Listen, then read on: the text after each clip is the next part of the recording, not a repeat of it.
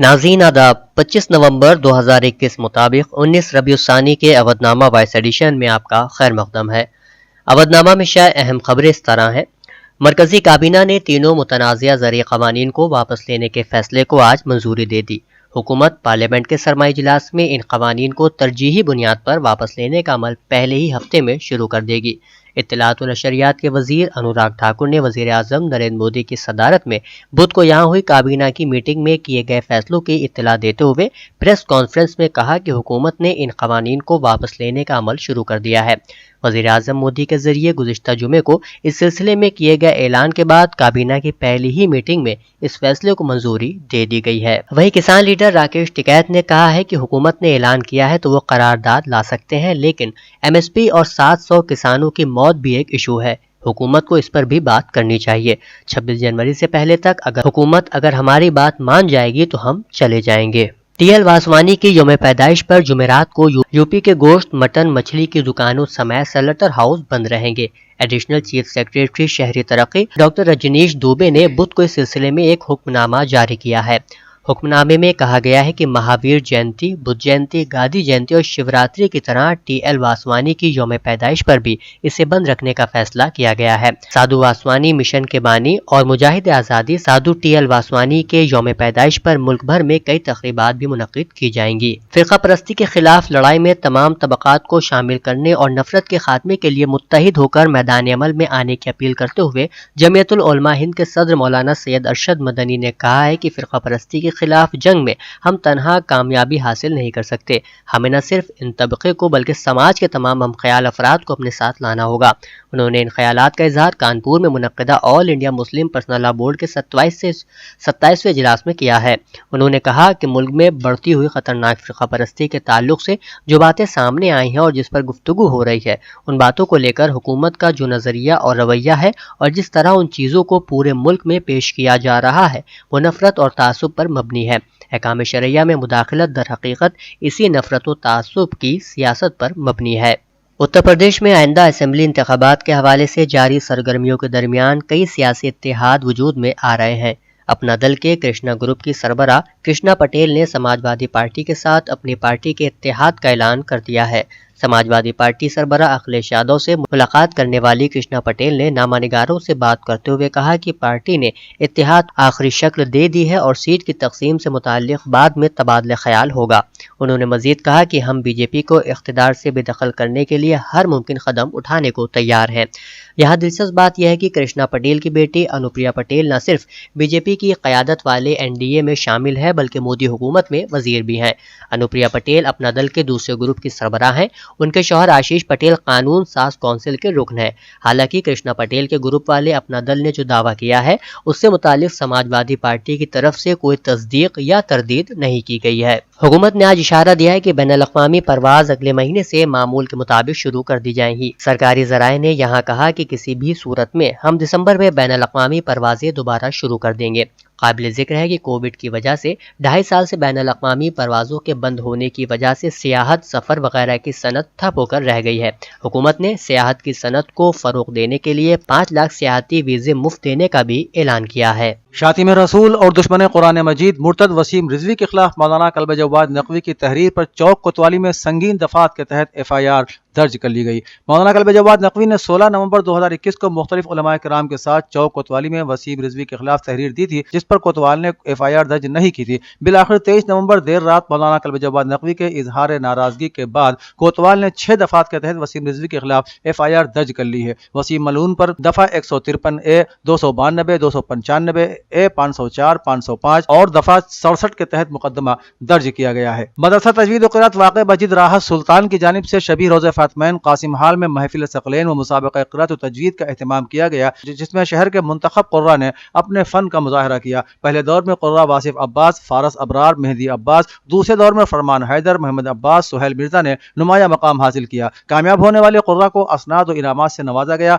बादहु शुराए किराम ने बारगाह अहले बैत में नजराने अक़ीदत पेश किया। मदरसे की जानिब से शहर के तकरीबन 30 क़ुर्रा को उनकी खिदमात के एतराफ़ में क़ारी फ़ज़ल अब्बास अवार्ड से नवाजा गया। मुसाबक़े में कसीर तादाद में उलमा व मोमिनीन ने शिरकत की।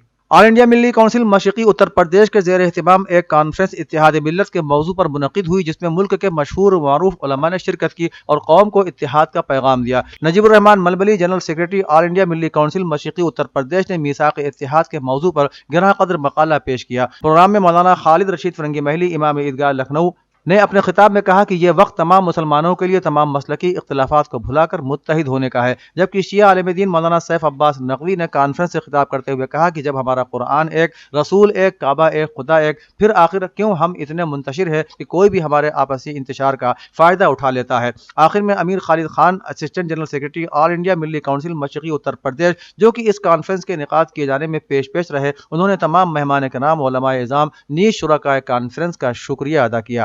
مشاعرہ ایک ادبی اور شعری تربیت گاہ ہے۔ اس سے صرف شاعری کی فہم ہی پیدا نہیں ہوتی، بلکہ ایک سلیقہ مندی بھی آتی ہے جو زندگی کا شعور پیدا کرتی ہے، اور یہی شعور قومی یکجہتی کی تعمیر میں نمایاں کردار ادا کرتا ہے۔ مذکورہ خیالات کا اظہار doctor Ehtesham Ahmed Khan, director, American institute of Indian studies, مرکز برائے اردو زبان نے پروفیسر ملک زادہ منظور احمد کی یاد میں منعقد ایک شعری نشست کے موقع پر کیا۔ انہوں نے مہمانوں کا استقبال کرتے ہوئے مزید کہا کہ پروفیسر ملک زادہ منظور احمد اردو زبان و ادب کی ممتاز شخصیت ہیں۔ منعقدہ شعری نشست کی صدارت معروف شاعر خالد فتح پوری نے کی، جبکہ ڈاکٹر عمیر منظر اور سنجے مشرا شوق بطور مہمان خصوصی شریک ہوئے۔ پرویز ملک زادہ نے نظامت کے فریضے کو بحسن خوبی انجام دیا۔ اس موقع پر اظہار خیال کرتے ہوئے مقررین نے پروفیسر ملک زادہ منظور احمد کو اردو مشاعروں کی شاہجہانی شخصیت قرار دیا۔ سماجوادی پارٹی سربراہ اکھلیش یادو نے کسان تحریک کے دوران جان گنوانے والے کسانوں کے اہل خانہ کو اتر پردیش میں ایس پی حکومت بننے پر 25 لاکھ روپے بطور کسان شہادت سمان رقم دینے کا اعلان کیا ہے۔ انہوں نے ٹویٹ کر کے بتایا کہ کسان کی جان انمول ہے، کیونکہ وہ دوسروں کی زندگی کے لیے اناج اگاتا ہے۔ ہم وعدہ کرتے ہیں کہ سال 2022 میں سماجوادی پارٹی حکومت بننے پر کسان تحریک میں شہید ہوئے کسانوں کو 25 لاکھ روپے بطور کسان شہادت سمان رقم کے طور پر دی جائے گی۔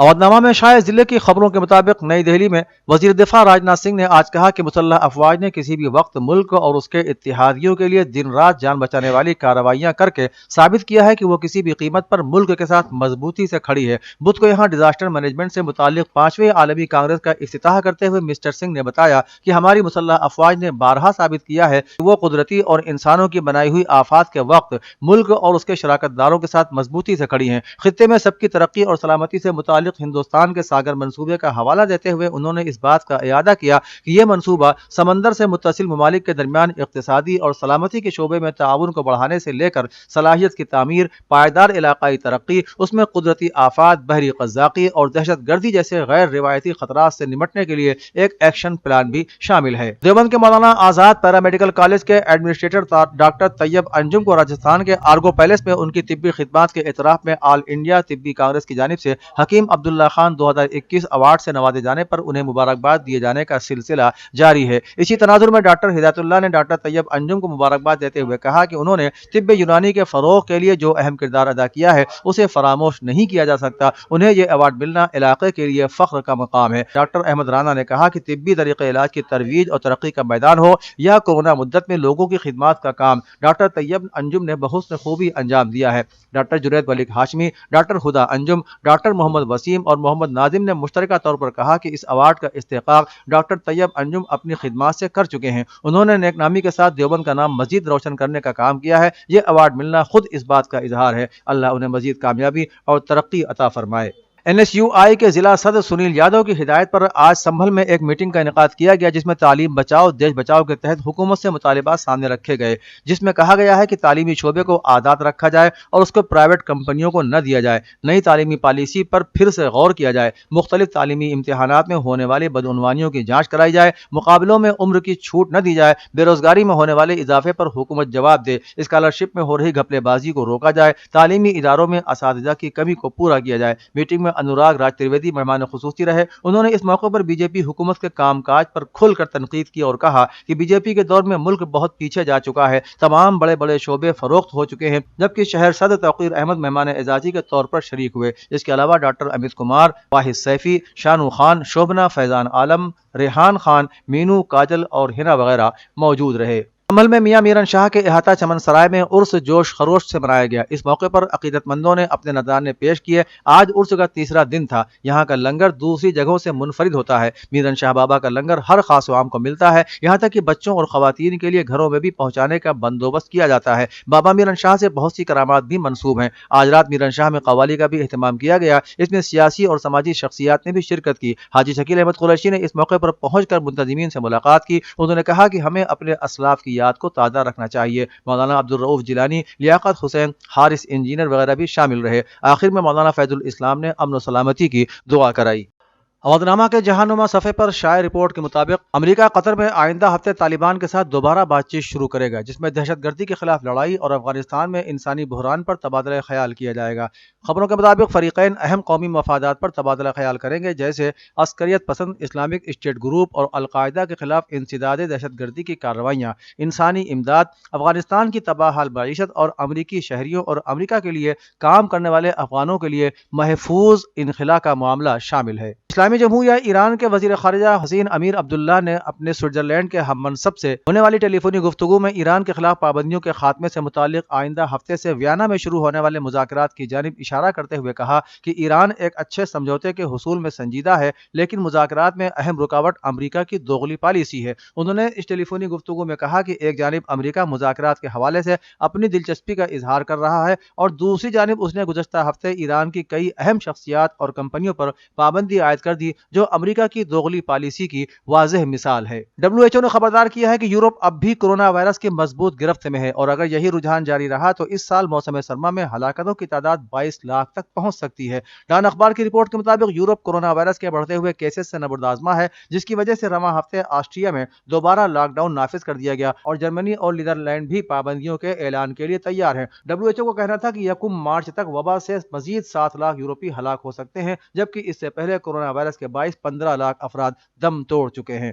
امریکہ کی تجارتی نمائندہ کیتھرین تائی نے کہا ہے کہ انہوں نے امریکہ اور ہندوستان کے درمیان تجارتی پالیسی فورم یعنی TPF کو دوبارہ شروع کرنے کے لیے ہندوستانی وزیر خارجہ سبرامنیم جے شنکر سے ملاقات کی ہے۔ منگل کو مسز تائی نے ٹویٹ کیا کہ ہند بحر الکاہل خطے کے ساتھ امریکہ کے تعلقات کو مضبوط کرنے اور امریکہ ہندوستان تجارتی پالیسی فورم یعنی TPF کو دوبارہ شروع کرنے کے لیے آج ہندوستانی وزیر خارجہ جے شنکر سے مل کر خوشی ہوئی۔ ہم نے TPF کے استعمال، خاص طور پر لیبر، ماحولیاتی اور ڈیجیٹل تجارتی خدشات کو کیسے دور کر سکتے ہیں پر تبادلہ خیال کیا۔ اقوام متحدہ نے افغانستان کے بینکوں کے ممکنہ زوال کو روکنے کے لیے عالمی مداخلت کی اپیل کی ہے، جس کے بعد امریکہ نے طالبان کو فائدہ پہنچائے بغیر نظام میں لیکوئڈیٹی شامل کرنے کے آپشنز پر غور کرنے کا وعدہ کیا ہے۔ اخبار کی رپورٹ کے مطابق اقوام متحدہ کے ڈیولپمنٹ پروگرام UNDP نے افغانستان کی صورتحال پر ایک نئی رپورٹ جاری کرتے ہوئے کہا ہے کہ ملک کا مالی اور بینک کی ادائیگی کا نظام بے ترتیبی کا شکار ہے۔ رپورٹ میں خبردار کیا گیا ہے کہ فیصلہ کن اقدامات کی فوری ضرورت ہے، جبکہ فیصلہ سازی میں تاخیر سے بینکاری نظام کے زوال کی لاگت میں اضافہ متوقع ہے، جو ایک سنگین پریشانی کا سبب بن سکتا ہے۔ اودنامہ میں شائع مضامین کو مکمل طور پر پڑھنے کے لیے اودنامہ کی ویب سائٹ www.awadnama.com پر وزٹ کریں اور ای پیپر پر کلک کریں۔